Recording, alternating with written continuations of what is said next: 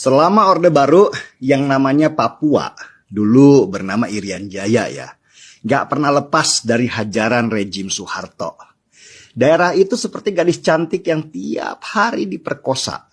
Kekayaan alamnya dikeruk habis-habisan, tetapi daerahnya nggak pernah dibangun.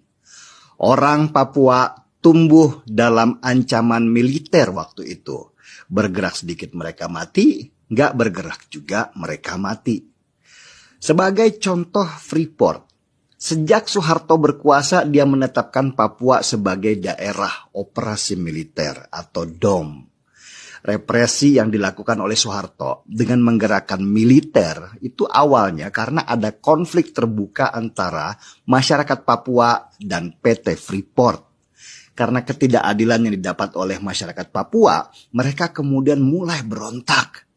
Untuk melindungi Freeport, Soeharto menetapkan bahwa masyarakat Papua adalah pemberontak. Banyak sekali kisah ngeri yang dialami oleh warga Papua ketika daerahnya dijadikan operasi militer. Nyawa mereka seperti nggak ada harganya. Suara mereka dibungkam. Daerah mereka gelap gulita. Meskipun kaya, tetapi listrik aja nggak ada. Soeharto membuat Papua menjadi ketergantungan kepada pemerintah pusat dengan pasokan bahan pangan. Nah, dengan semua tekanan-tekanan itu, wajar saja kalau ada beberapa tokoh Papua yang benci sekali kepada Indonesia.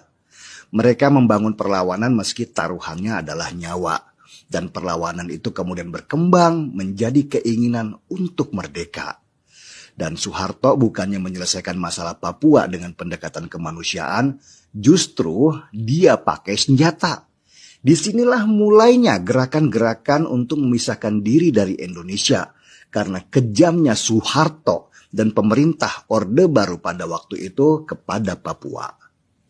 Zaman kemudian berganti, Soeharto turun dari jabatan. Gus Dur yang menjadi harapan orang Papua untuk menjadikan mereka lebih sejahtera, turun terlalu cepat. Di masa SBY pun ternyata Papua tidak juga dibangun, bahkan hampir dianggap tidak ada. Rakyat Papua hanya dimanfaatkan untuk pemilu, sesudah itu mereka ditinggalkan.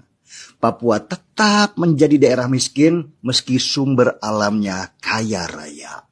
Harga-harga sangat mahal di sana karena transportasi aja sangat sulit. Bahkan BBM di Papua sempat menembus harga Rp100.000 per liternya. Coba gimana mereka mau sejahtera?